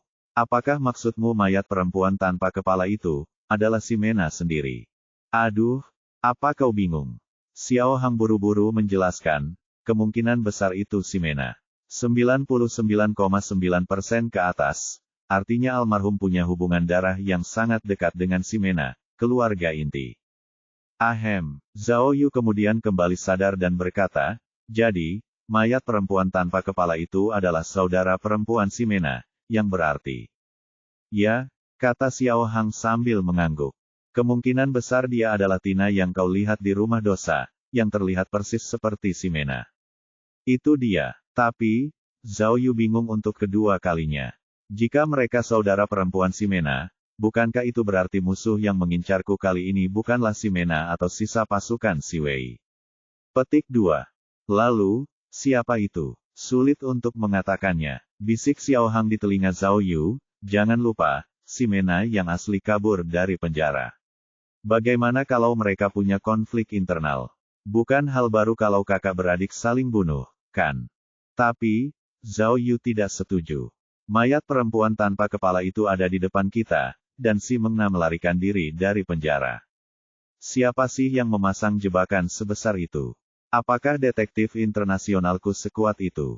Aku tidak ingat pernah menyinggung siapapun selain si Mena. Siapa yang bilang begitu? Di Vacheria, tebak Xiao Hang. Bukankah kau membunuh mobil penuh tentara bayaran? Mungkinkah kelompok orang ini? Kurasa tidak, kata Zhao Yu. Kemudian, ayah mertuaku menyelidiki masalah ini. Mereka hanyalah organisasi tentara bayaran yang sangat kecil, jauh lebih lemah daripada si Wei. Mereka bisa menjilat darah dari pisau, tetapi mereka tidak bisa melakukan pekerjaan secanggih itu. Lagi pula, aku tidak berjuang sendirian. Kalau memang mereka, pasti pasukan khusus yang bersamaku waktu itu juga termasuk target mereka, kan? Lagi pula, apa gunanya meninggalkan tubuh Tina untukku? Aku, kata Xiao Hang. Setidaknya Wu Diqiu baik-baik saja. Aku bahkan pernah minum dengannya sebelum datang ke Korea. Bagaimana kalau aku pergi dan bertanya tentang keberadaan orang-orang itu? Baiklah, mari kita mulai. Tanya Zhao Yu, bagaimana hal lain yang kuminta untuk kau selidiki? Sudah kau temukan, perusahaan apa yang ada di lantai 25? Aku menemukannya. Xiao Hang mengangguk. Aku tidak menemukan informasi pendaftaran apapun. Petik 2. F***. Zhao Yu mengumpat, kau sebut ini, ketahuan. Petik 2. Ya, coba pikirkan. Xiao Hang buru-buru menjelaskan. Tidak ada informasi registrasi, artinya hanya ada dua kemungkinan untuk hal-hal yang dikembangkan di sini. Satu ilegal, dan yang lainnya rahasia negara. Zhao Yu menggaruk kepalanya. Meskipun spekulasi Xiao Hang tampak agak konyol, sebenarnya itu sangat masuk akal. Kalau tidak, mengapa musuh memilih untuk membakar tempat ini? Aku melihatnya saat masuk, kata Xiao Hang. Langkah-langkah keamanan di sini benar-benar luar biasa. Pasti ada yang salah. Apa gunanya hanya punya masalah? Zhao Yu berkata dengan cemas, aku perlu tahu penelitian macam apa yang sedang dilakukan di ruangan ini. Oh, kau, jangan khawatir. Melihat Zhao Yu cemas, Xiao Hang menasihatinya, aku sudah mengirim seseorang untuk menyelidiki. Kalau memang tidak berhasil, kenapa kita tidak bicara dengan dua petugas polisi Korea itu? Kalau kita biarkan mereka menyelidiki, mereka pasti jauh lebih cepat daripada kita. Apakah menurutmu? Zhao Yu menggelengkan kepalanya dan berkata, setelah apa yang terjadi tadi, mereka masih bisa berbicara dengan kita dengan baik. Petik 2. Iya, benar sekali. Xiao Hang melirik petugas polisi Korea yang berdiri di kejauhan dan bertanya kepada Zhao Yu dengan tergesa-gesa, apakah kamu benar-benar mendapatkan berita itu? Bagaimana dia bisa menghubungkannya? Mungkinkah di kamar mandi rumah sakit? Siapa pihak lainnya? Apa yang mereka minta kau lakukan? Kenapa aku memintamu datang ke sini? Dan, Xiao Hang penuh dengan pertanyaan. Kau baru saja memberitahuku bahwa orang yang menyerangmu adalah Li Benceng. Benarkah dia? Dia benar-benar sudah mati. Xiao Hang. Zhao Yu mengamati sekeliling, lalu meraih tangan Xiao Hang dan menyerahkan dua USB drive itu. Mereka memberiku ini. Ada program penghancur otomatis yang terpasang di dalamnya, tapi aku berhasil memecahkannya. Tidak ada orang lain yang tahu kecuali kita berdua. Bantu aku memeriksanya dengan teliti nanti dan lihat apakah kau bisa menemukan sesuatu. Xiao Hang mengambil USB drive itu, sengaja menenangkan dirinya, dan berpura-pura tenang. Baiklah, serahkan padaku. Petik 2. Ingat, kata Zhao Yu. Hanya kita berdua yang tahu, termasuk mantan pacarmu. Kau tidak boleh memberi tahu siapapun. Begitu mereka tahu, nyawa Ding Lan akan terancam. Xiao Hang terkejut. Mereka benar-benar menangkap Ding Lan. Sialan. Baiklah, jangan khawatir, aku tidak akan memberi tahu siapapun. Li Bencheng memang menyerangku. Zhao Yu menunjuk tubuh Li Bencheng dan berkata, tapi, dia memakai topeng yang sama dengan kedua penjahat itu, jadi aku hanya bisa berpikir bahwa mereka berada di kelompok yang sama. Tapi, Xiao Hang buru-buru bertanya, bukankah kau bilang dua penjahat yang membunuh Li Bencheng? Ini. Aku curiga, kata Zhao Yu, Li Bencheng diancam oleh seseorang, atau dia sedang menyelesaikan misi tersembunyi. Bagaimanapun, aku rasa dia tidak mencoba menyakitiku. Karena, ketika dia melihat serangan kriminal itu, dia mendorongku menjauh. Juga, kedua penjahat itu membunuhnya karena mereka melihat Li Bencheng ditundukkan olehku, jadi mereka kehilangan kesempatan untuk membakarnya. Zhao Yu menceritakan kepada Xiao Hang tentang apa yang baru saja dialaminya. Oh, jadi begitulah, Xiao Hang menelan ludah dan berkata, kalau begitu, aku akan meminta seseorang untuk menyelidiki Li Bencheng. Di mana penjahatnya? Zhao Yu menunjuk mayat penjahat di sebelahnya. Bukankah aku sudah mengirimkan foto kedua orang ini kepadamu?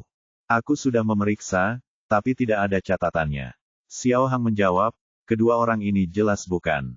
Sebelum Xiao Hang sempat menyelesaikan kalimatnya, ia melihat polisi wanita, Li Zhenzu, berjalan ke arahnya dari kejauhan.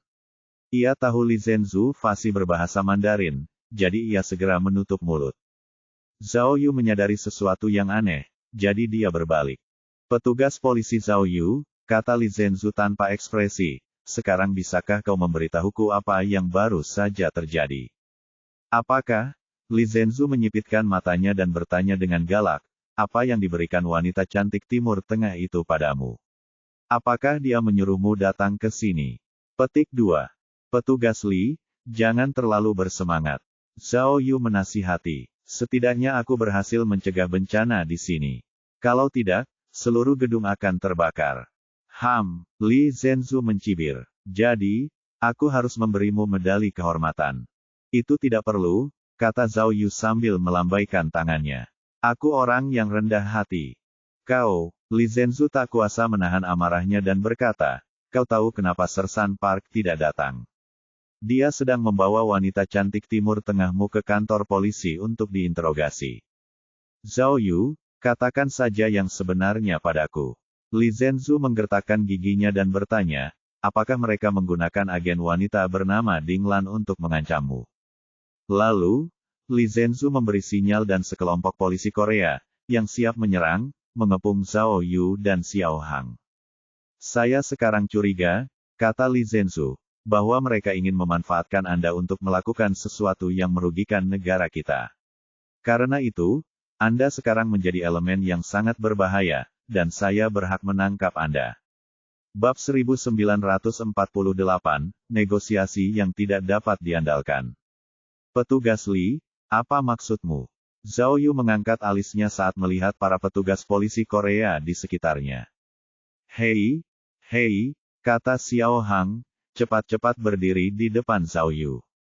Itu tidak benar. Jelas sekali petugas kita, Zhao, yang membantumu menghentikan serangan teroris.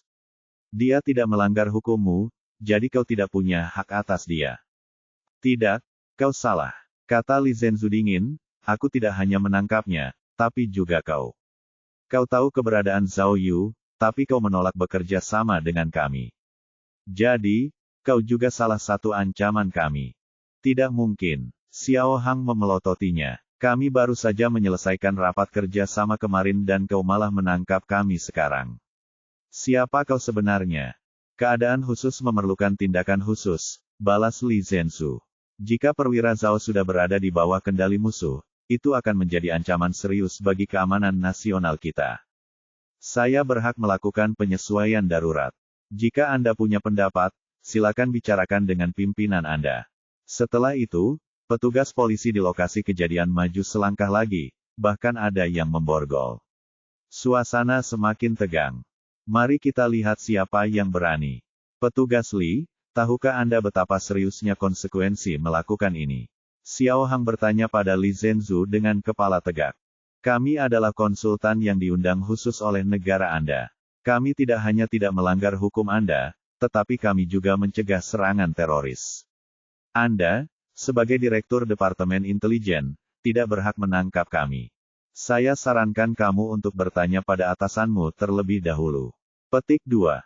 Ada apa? Li Zhenzu tidak percaya dan mencibir. Kau akan melawan saat ditangkap. Baiklah, kau bisa mencoba. Dengan begitu, aku punya satu alasan lagi untuk menangkapmu. Setelah itu, atas aba-aba Li Zhenzu, polisi yang diborgol itu melangkah maju lagi dan menghampiri mereka berdua. Tunggu sebentar. Di saat kritis ini, Zhao Yu akhirnya berbicara. Ia mengulurkan tangannya dan berkata kepada Li Zhenzu, Nona Li, bisakah kami memberi Anda sebuah contoh?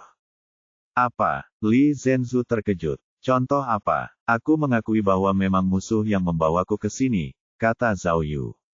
Kamu seharusnya sudah tahu bahwa kamar 11 dipenuhi dengan benda-benda yang mudah terbakar, dan hampir terbakar, kan? Petik 2. Li Zhenzu menyipitkan matanya dan cepat-cepat memikirkan apa yang dimaksud Zhao Yu. Sistem pemadam kebakaran gedung telah dihancurkan oleh para perampok. Jika benar-benar terbakar, menurutmu berapa banyak orang yang akan mati? Bukankah konsekuensi ini cukup serius? Lalu kenapa kalau aku? Li Zhenzu meremehkan. Zhao Yu mendengus dan berkata, aku bisa memberitahumu dengan bertanggung jawab bahwa ini baru permulaan. Yang lebih kuat pasti akan datang. Mendengar ini, ekspresi Li Zhenzu akhirnya berubah. Dia akhirnya mengerti apa yang dimaksud Zhao Yu. Petugas Li, Anda orang yang cerdas, lanjut Zhao Yu. Anda seharusnya tahu bahwa bahkan tanpa saya, musuh tetap akan bertindak sesuai rencana awal mereka, bukan? Baru saja, saya cukup beruntung untuk menghentikan kebakaran tepat waktu. Tapi, bagaimana dengan waktu berikutnya? Petik 2. Kata-kata Zhao Yu membuat Li Zhenzu ragu-ragu. Jika kau menangkapku, satu-satunya petunjuk kita akan terputus. Aku bisa memberitahumu untuk kedua kalinya, kata Zhao Yu sambil menggertakkan giginya. Bencana baru akan terjadi sebentar lagi, dan aku yakin serangan teroris musuh akan semakin serius. Ini, Li Zhenzu terkejut dengan kata-kata Zhao Yu. Ia berpikir sejenak dan bertanya, jadi, kau benar-benar dipaksa. Kamu harus memikirkan ini dengan matang, kata Zhao Yu. Ini bukan tentang apakah aku diancam atau tidak, tetapi kita harus melakukan yang terbaik untuk menghindari bencana lain. Petik 2. Baiklah, Li Zhenzu berjuang dengan pikirannya lagi, dan akhirnya mengajukan pertanyaan yang berguna, lalu, apa yang kamu inginkan?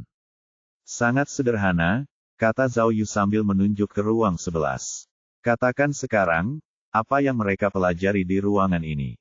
Oh, Li Zhenzu tertegun. Kenapa kamu bertanya? Kalau aku tidak bertanya ini, apa lagi yang bisa kutanyakan? Zhao Yu berkata, kita harus bekerja sama untuk melewati masa sulit ini. Hanya jika kau memberitahuku jawabannya, kita akan tahu di mana bencana berikutnya akan terjadi. Tidak, aku tidak bermaksud begitu. Kilatan melintas di mata Li Zhenzu. Maksudku, apakah kau sedang bernegosiasi denganku? Tanyanya. Apa? Wajah Zhao Yu berkedut, jelas mendengar permusuhan dalam kata-kata orang lain. Zhao Yu, kata Li Zhenzu, aku bisa memberitahumu untuk apa kamar 11, tapi aku punya syarat. Kau harus menceritakan semua yang terjadi tadi. Apa yang kamu katakan dalam bahasa Mandarin? Ceritakan semuanya padaku. Aku tidak salah, kan? Cek. Xiao Hang memelototinya dengan dingin dan mengumpat. Petik 2. Zhao Yu tidak mengatakan apa-apa, tapi dia mengumpat dalam hatinya. Petugas Zhao, permintaanku tidak terlalu berlebihan, kan? Li Zhenzu berkata, Anda setidaknya harus memberitahu saya semua detail masalahnya sebelum saya bisa bekerja sama dengan Anda, kan? Oke. Zhao Yu berpikir sejenak, lalu mengangguk dan berkata, aku bisa memberitahumu, tapi ada terlalu banyak orang di sini. Aku khawatir mungkin ada musuh di sini. Kamu pasti tahu kesulitanku, kan? Bagus, sangat bagus. Li Zhenzu mencibir, mengambil borgol, dan berkata, aku sudah lama mendengar bahwa detektif Zhao adalah pejabat sipil dan militer, tak terkalahkan di dunia, jadi, aku harus merepotkanmu untuk memakai ini, lalu kita bisa bicara di tempat yang tenang. Bolehkah? Hei, jangan pergi terlalu jauh. Xiao Hang tidak mau, dan buru-buru berdiri di depan Zhao Yu. Xiao Hang, kata Zhao Yu, menghentikan Xiao Hang. Tidak apa-apa, kita kan laki-laki. Laki-laki seharusnya punya sopan santun, kan? Baiklah, kau tidak perlu khawatir tentang masalah ini. Lalu, Zhao Yu berjalan mendekati Li Zhenzu dan menunjukkan pergelangan tangannya. Li Zhenzu segera memborgol Zhao Yu dan membawanya ke kamar mandi tak jauh dari situ. Kalian, awasi baik-baik, perintah Li Zhenzu kepada anak buahnya. Jika kalian melihat seseorang mencoba menguping, segera tangkap dia, mengerti? Ya, petik 2. Anak buah Li Zhenzu segera berjaga di pintu, sementara Li Zhenzu membawa Zhao Yu dan mendorong pintu kamar mandi wanita. Saat itu, Xiao Hang, yang berdiri di luar, menyeka keringatnya dan segera meletakkan USB di tangannya. Ia tahu bahwa Zhao Yu sedang mengedipkan mata padanya ketika ia berbicara dengannya tadi. Dia mungkin memintanya untuk menyelidiki isi drive USB sesegera mungkin dan menemukan petunjuk yang bisa menyelamatkan Ding Lan. Jadi, dia mondar-mandir di koridor, mencoba mencari celah untuk keluar dan kemudian mempelajari drive USB itu. Sesuai instruksi Zhao Yu, demi menjaga kerahasiaannya, dia tidak bisa mempercayakannya kepada orang lain, melainkan harus menyelidikinya sendiri. Namun, Xiao Hang berjalan-jalan selama beberapa menit, tetapi polisi Korea mengikutinya, tidak memberinya kesempatan untuk melarikan diri. Tiba-tiba, suara aneh datang dari arah kamar mandi. Detik berikutnya, semua petugas polisi mengeluarkan senjata mereka dan berteriak kaget. Mustahil. Baru saat itulah Xiao Hang melihat dengan jelas bahwa Zhao Yu, yang diborgol, sedang mencekik leher Li Zhenzu. Ia juga memegang pistol di tangan kanannya, yang diarahkan ke pelipis Li Zhenzu. Bab 1949, Laboratorium No. 11. Kamu benar-benar gila. Li Zhenzu dicekik oleh Zhao Yu, dan dia berteriak pada Zhao Yu dengan wajah merah. Katakan padaku, pesan teks itu, apakah itu pesan teks itu? Oh. Saat Zhao Yu mengeratkan cengkeramannya, Li Zhenzu menelan sisa kata-katanya. Berhenti, berhenti. Semua petugas polisi ketakutan, mengarahkan senjata mereka ke Zhao Yu dan menyuruhnya untuk tidak melakukan tindakan gegabah. Tidak mungkin. Zhao Yu, apa yang kau lakukan? Tanya Xiao Hang, tercengang. Dengan melakukan ini, bukankah kau bermain sesuai keinginanmu? Mereka hanya khawatir tidak menemukan alasan untuk menangkap kami. Masalah ini. Aku tidak peduli tentang itu. Zhao Yu berteriak pada petugas polisi, mundur, mundur, selangkah lagi dan Sheriff Li-mu akan mati. Petik 2. Jangan pedulikan aku, teriak Li Zhenzu, sama sekali tidak menyerah. Tembak, kita tidak bisa diancam. Kalau kau tidak menembak, kita akan mendapat masalah besar. Cepat, oh. Zhao Yu tidak bisa membiarkan wanita itu melakukan apa yang diinginkannya, jadi dia sekali lagi mencekik lehernya dan menyeretnya ke pintu. Meskipun Li Zhenzu berteriak untuk menembak, tidak ada satupun anak buahnya yang berani menembak. Yang satu perwira polisi berpangkat tinggi, dan yang satunya tamu asing. Sulit menjelaskan kalau salah satu dari mereka terluka. Jangan. Xiao Hang benar-benar tercengang. Ia bergegas maju dan terus membujuk Zhao Yu. Zhao Yu, dengarkan aku, jangan main-main, tolong jangan main-main. Kita bisa membahas ini. Jika kamu melakukan ini, kita akan salah. Petik 2. Anda. Xiao Hang masih berusaha membujuk Zhao Yu ketika tiba-tiba ia menyadari bahwa Zhao Yu sedang mengarahkan pistol ke arahnya dan berteriak, kemari. Dari mana kau mendapatkan semua omong kosong ini? Kali ini, Xiao Hang bahkan lebih bingung dan tanpa sadar pergi ke belakang Zhao Yu. Polisi Korea segera berkumpul, tetapi Zhao Yu sekali lagi mengarahkan pistolnya ke pelipis Li Zhenzu dan berteriak kepada semua orang, aku benar-benar akan menembak siapapun yang berani mengikutiku. Mundur. Oh. Para petugas polisi melihat jari-jari Zhao Yu bergerak-gerak, dan dia benar-benar akan menembak. Mereka semua ketakutan dan segera berhenti di tempat. Zhao Yu memanfaatkan kesempatan ini untuk membawa Li Zhenzu ke pintu anti-ledakan. Ia kemudian mendorong Li Zhenzu ke kerumunan. Pada saat yang sama, Xiao Hang segera menutup pintu anti ledakan dan menguncinya. Setelah itu, mereka berdua berlari sekencang-kencangnya dan meninggalkan lantai 25 dalam sekejap mata. Lalu, mereka menuruni tangga ke lantai lain dan masuk lift dari lantai 24. Kebetulan ada kurir di lift, yang sedang minum yogurt di tengah kesibukannya. Setelah Zhao Yu dan Xiao Hang masuk, mereka menjepitnya di tengah. "Zhao Yu, apa kau benar-benar gila?" teriak Xiao Hang pada Zhao Yu, bingung dan jengkel. "Dengan melakukan ini, kau mengkhianati seluruh dinas rahasia. Li Jing dan aku tidak bisa menyelamatkanmu, kau tahu itu." Aku tahu, Zhao Yu memberi isyarat agar diam, lalu bertanya kepada kurir itu dalam bahasa Mandarin, "Bro, apakah kamu mengerti bahasa Mandarin?" Petik 2. Melihat ekspresi bingung di wajah kurir itu, Zhao Yu berkata kepada Xiao Hang dalam bahasa Mandarin, "Wanita itu sama sekali tidak tulus. Kamar 11 terkait dengan rahasia negara mereka, dan dia sama sekali tidak mau memberitahuku. Kalau nggak mau cerita, ya jangan cerita." Xiao Hang tampak tak percaya. "Kamu nggak perlu menculiknya, kan? Bagus, sekarang mereka bisa resmi mengeluarkan surat perintah pencarian untuk menangkap kita. Perang belum dimulai, tapi kau sudah menjadi buronan." Semakin mereka berdua semakin bersemangat, ludah mereka semua berceceran di wajah kurir itu. Kurir malang itu tidak sanggup lagi minum yogurtnya. "Tidak sesederhana itu." Zhao Yu menggelengkan kepalanya dan berkata, "Kamu tidak tahu apa yang terjadi di kamar mandi tadi." "Apa yang terjadi?" "Oh." Xiao Hang tiba-tiba menyadari sesuatu. Ia melebarkan matanya dan berteriak, "Apakah kau bilang wanita itu ingin membunuhmu? Dia bukan orang baik. Apa kau bersekongkol dengan musuh?" "Tidak," kata Zhao Yu sambil melambaikan tangannya. "Setelah aku masuk, tiba-tiba aku menerima pesan teks di ponselku. Xiao Hang, akhirnya aku tahu apa yang ditinggalkan musuh untukku. Aku tahu kemana aku harus pergi sekarang." Petik 2. Tidak mungkin. Xiao Hang menjadi gila. "Pesan teks apa? Katakan padaku, apa yang ditinggalkan musuh untukmu?" Petik 2. Pada saat itu, mereka berdua menatap kurir yang memegang yogurt itu serempak.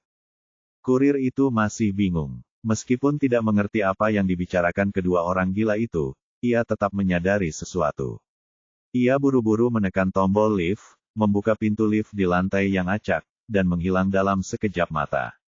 Petik 2. Ketika pintu lift tertutup lagi, Zhao Yu mengeluarkan ponselnya dan berkata kepada Xiao Hang, "Seseorang mengirimiku pesan teks, dan dia memberitahuku rahasia kamar 11. "Ah, rahasia apa?" tanya Xiao Hang. "Siapa yang mengirim ini kepadamu?" Petik 2. Pertanyaan saya sebelumnya benar. Itu laboratorium sebuah perusahaan teknologi. Mereka sedang mengembangkan teknologi peningkatan sinyal canggih. Peningkatan sinyal. Xiao Hang mengerutkan kening. Apakah ini? Sangat aneh. Teknologi ini dapat mengurangi pembangunan stasiun pangkalan dan menghemat sumber daya.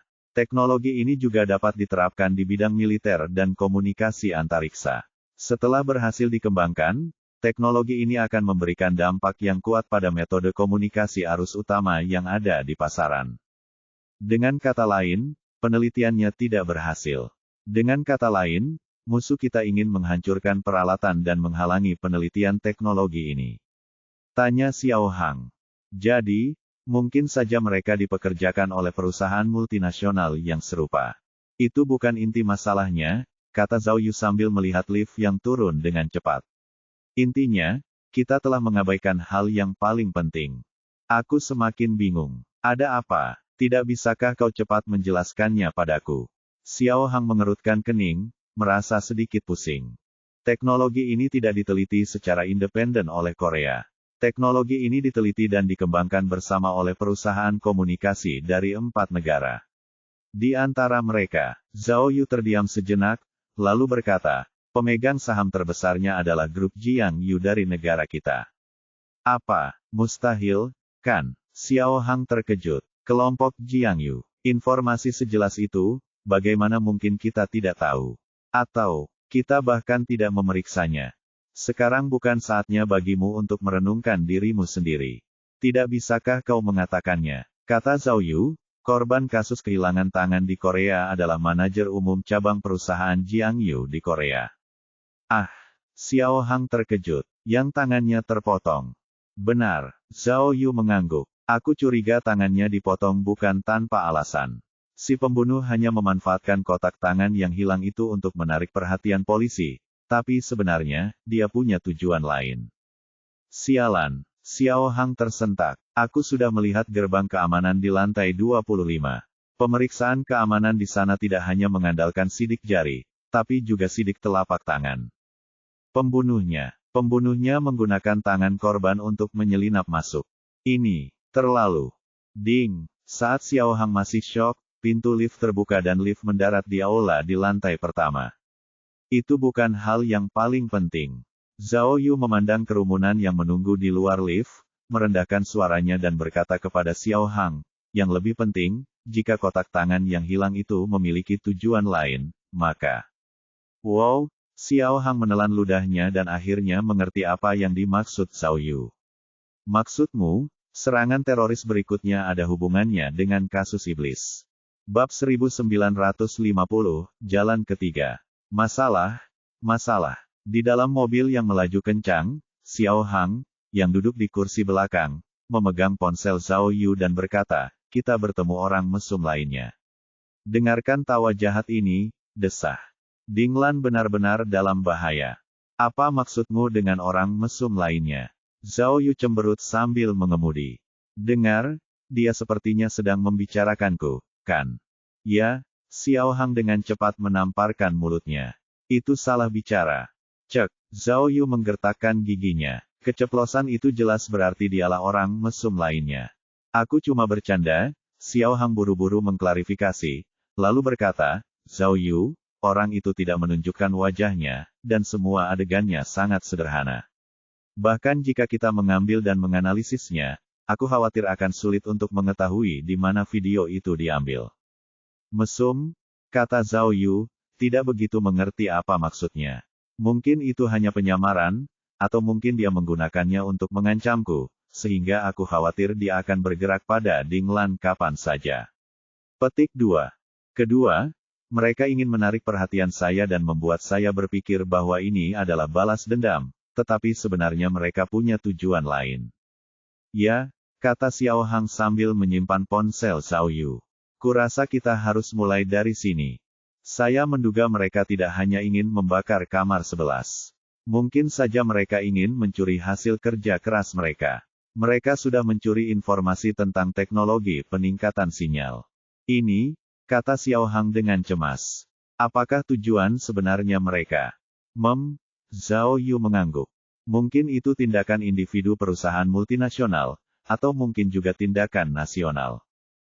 Jika kamu tidak bisa menyelesaikannya sendiri, kamu hanya akan mencuri atau merampok.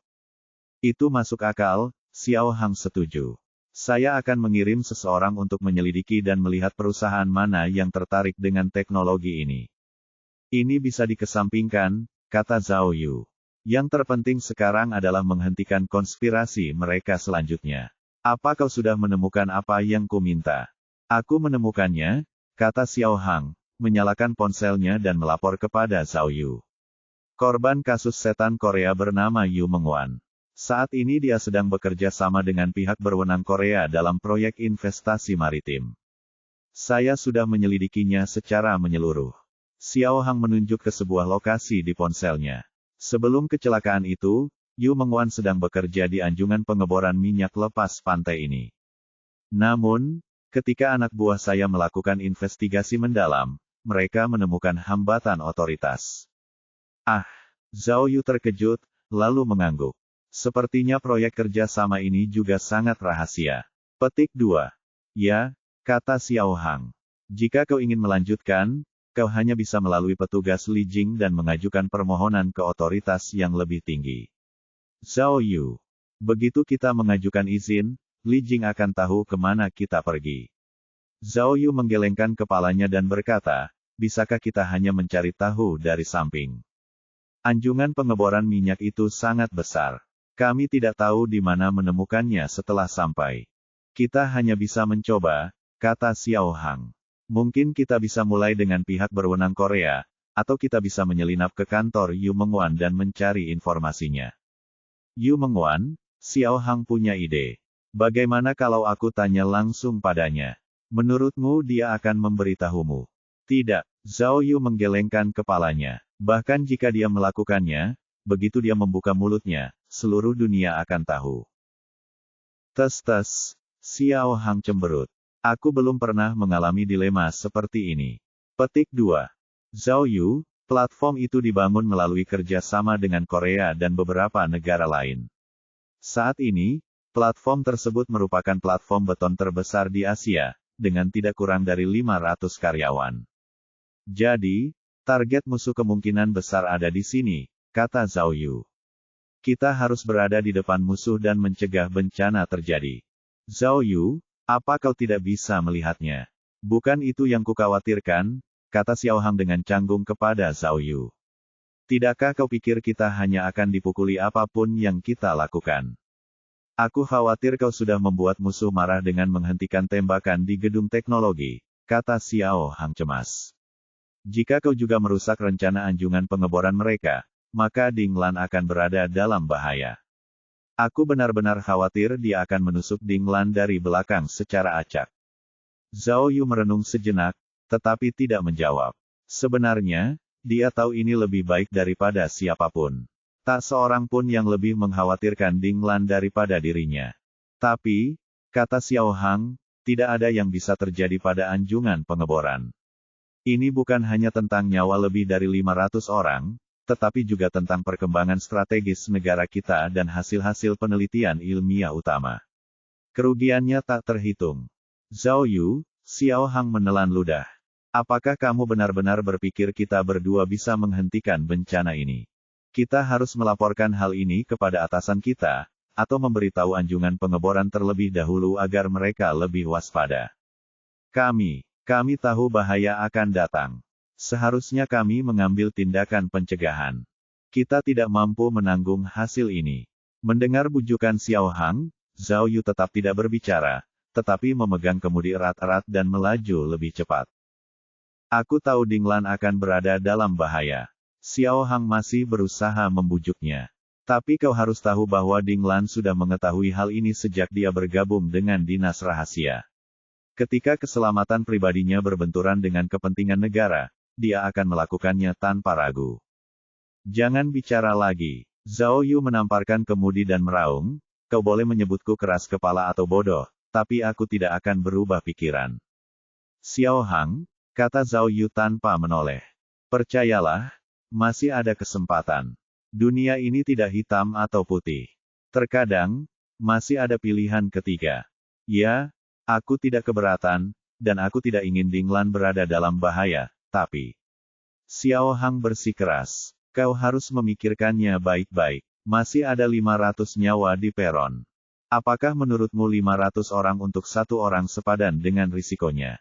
Beri aku waktu 20 menit, kata Zhao Yu sambil mengulurkan dua jarinya. Jika aku tidak bisa melakukannya dalam 20 menit, laporkan pada Li Jing dan ambil tindakan.